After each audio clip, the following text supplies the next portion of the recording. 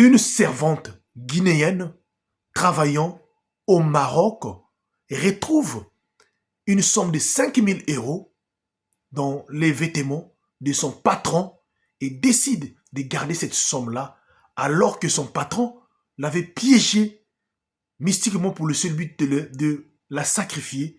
Elle finit par mourir quelques mois plus tard. Histoire mystique, la team HPH.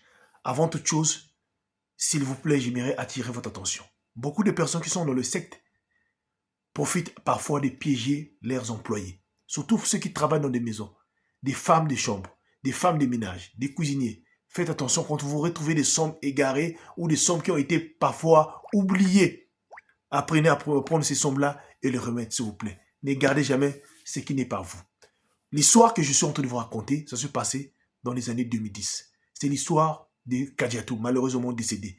Elle a quitté la Guinée en janvier 2010 pour le seul but d'arriver au Maroc afin de continuer sa route jusqu'en Europe, par le conseil d'une de ses copines qui s'appelle Aya. Car Aya, c'est sa copine, dont les deux ont grandi ensemble, et cette dernière, elle vit au Maroc, elle travaille là-bas en tant que servante, ça fait beaucoup de temps. Elle aussi, elle envisage d'aller en Europe. Voilà comment elle avait conseillé sa copine Kadiatou de venir au Maroc, comme il y a aussi du boulot là-bas. Donc après quelques temps, elle pouvait trouver par la chance un chemin qui peut l'emmener en Europe. Voilà comment Kadiatou, en janvier, décide donc de laisser ses parents, de quitter sa famille, destination, le Maroc. En arrivant au Maroc, ses amis vont la recevoir. Elle va passer quelques semaines à la maison. Voilà, à la maison. Après 2 semaines, tout juste, voilà comment cette dernière-là va dire à ses copines qu'elle vraiment, elle ne peut pas rester comme ça, il faut qu'elle trouve quelque chose à faire. Après avoir parlé à ses copines, donc à sa copine et son entourage qui était là-bas au Maroc, là-bas, très vite, ces derniers vont l'aider à trouver un boulot. Voilà comment Kadiatou va postuler dans une agence qui recrute souvent des servantes. Après plusieurs mois d'attente, voilà comment un jour, on va appeler cette dernière qu'elle venait de trouver du travail.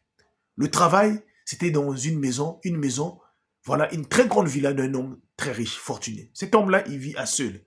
Mais dans la villa, il y a des gardiens, il y a des cuisiniers à l'intérieur, il y a plusieurs personnes qui travaillent, mais il vit que seul, cet homme riche. Voilà comment Kadiatou devait partir chaque semaine, donc aller rester là-bas. Elle sortait que le week-end.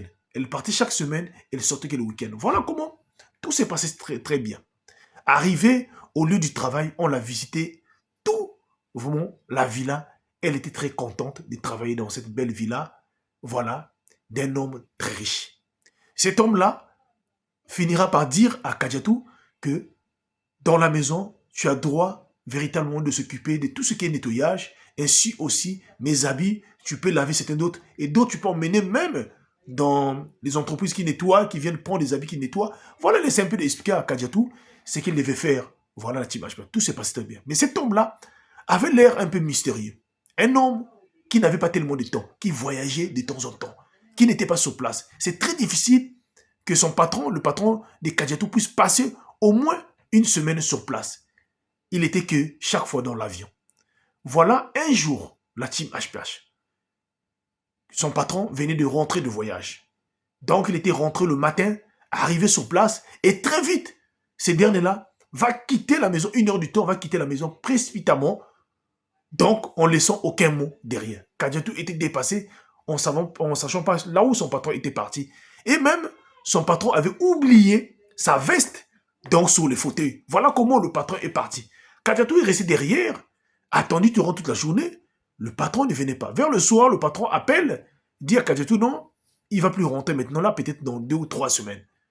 Donc voilà comment Kadiatou est resté. Les cuisiniers, tout le monde était là. Comme c'est elle qui s'occupait des habits, voilà. Donc il décide donc de prendre la veste qui était au salon, de le ramener dans la chambre. Sauf qu'au moment qu'elle partait déposer la veste dans la chambre du patron, elle se rend compte que non, il y a une enveloppe qui était dans la veste qui tombe. Et là, il prend l'enveloppe. À l'intérieur, vous n'allez pas croire, c'était une très belle somme. 5 000 €. La team HPH. Kadiatou décide donc de compter la somme. Alors, là, déjà là, en tenant la somme entre les mains, elle commence à réfléchir, à penser déjà, est-ce qu'il faut prendre cela chercher de voies et moyens pour rentrer en Europe. Est-ce que déjà là, quand elle commence à se penser, c'est là où elle décide donc de rester et aussi d'attendre d'abord si son patron pouvait l'appeler. Après 2 semaines passées, la troisième semaine, son patron revient, mais ce dernier-là ne dit absolument rien du tout, ne demande ni l'argent, ni la veste, ni quoi. Cela se passe comme ça. Après cela, Kadiatou décide donc d'annoncer à son patron qu'il devait démissionner et devait quitter le Maroc pour repartir en Guinée, la team HPH. C'est là où l'histoire et la vie de Kadiatou tourne la team HPH.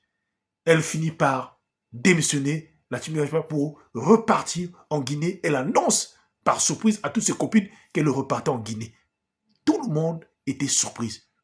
La suite sera la deuxième partie pour comprendre qu'est-ce qui est arrivé à Kadiatou en Guinée. Merci beaucoup.